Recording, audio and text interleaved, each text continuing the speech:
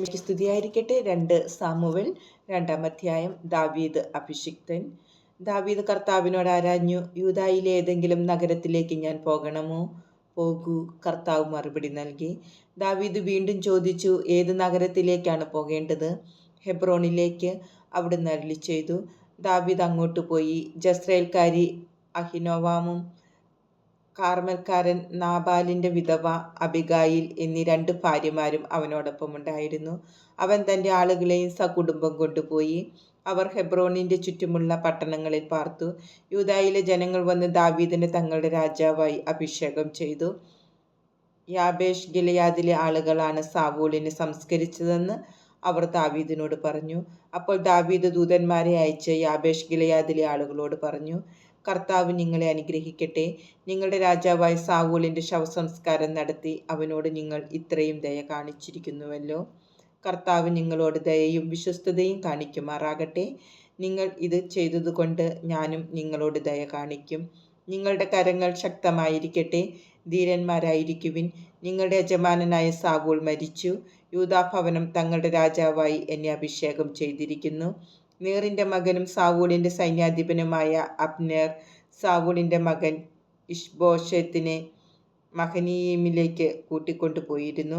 അബ്നേർ അവനെ Gilead, Asher, Jezreel, Ephraim, Benjamin തുടങ്ങി Israel മുഴുവനിലും രാജാവായി വാഴിച്ചു. രാജാവാകുമ്പോൾ സാവൂളിന്റെ മകൻ ഇഷ്ബോശെത്തിന് 40 വയസ്സായിരുന്നു. അവൻ 2 വർഷം ഭരിച്ചു. എന്നാൽ യൂദാഭവനം ദാവീദിനോട് ചേർന്ന് നിന്നു.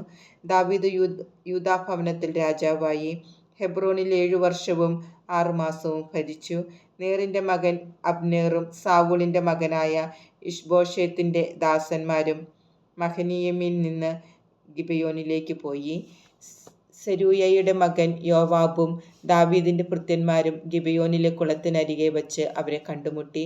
അവർ കുളത്തിന് ഇരുവശത്തായിരുന്നു. അബ്നേർ യോവാബിനോട് പറഞ്ഞു, യുവാക്കൾ എഴുന്നേറ്റ് നമ്മുടെ മുമ്പാകെ പയറ്റി നോക്കട്ടെ. അങ്ങനെയാകട്ടെ, യോവാബ് പ്രതിവചിച്ചു.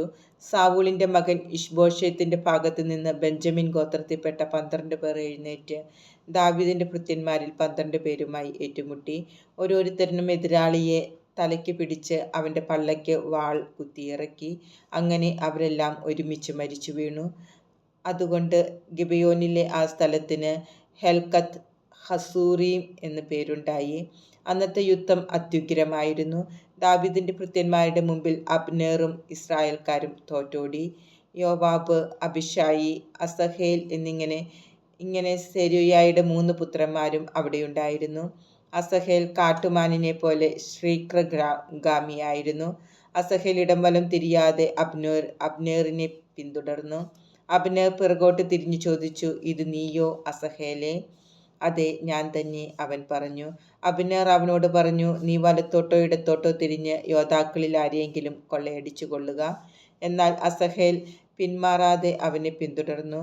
അബ്നേർ അസഹേലിനോട് വീണ്ടും പറഞ്ഞു, എന്നെ പിന്തുടരുന്നത് മതിയാക്കൂ. ഞാൻ നിന്നെ എന്തിനു കൊല്ലണം? ഞാൻ നിന്റെ സഹോദരൻ യോവാബിന്റെ മുഖത്ത് എങ്ങനെ നോക്കും? എന്നിട്ടും അവൻ വിട്ടുമാറാൻ കൂട്ടാക്കിയില്ല. അതുകൊണ്ട് അബ്നേർ തന്റെ കുന്തത്തിന്റെ പിൻഭാഗം കൊണ്ട് അവന്റെ വയറിന് കുത്തി. വയറ് തുളച്ച് കുന്തം പുറത്തു ചാടി. അവൻ അവിടെ തന്നെ മരിച്ചു വീണു. അവിടെ എത്തിയവരെല്ലാം സ്തബ്ധരായി നിന്നുപോയി. എന്നാൽ യോവാബും അബിഷായിയും അബ്നേറിനെ പിന്തുടർന്നു. സൂര്യൻ അസ്തമിച്ചപ്പോൾ അവൻ ഗിബെയോൻ മരുഭൂമിയിലേക്കുള്ള വഴിമധ്യേ കിടക്കുന്ന ഗിയായിയുടെ മുമ്പിൽ സ്ഥിതി ചെയ്യുന്ന അമ്മായിൽ നിലയുറപ്പിച്ചു. അബ്നേർ യോവാബിനോട് വിളിച്ചു പറഞ്ഞു, നാം എന്നും യുദ്ധം ചെയ്തുകൊണ്ടിരിക്കണമോ?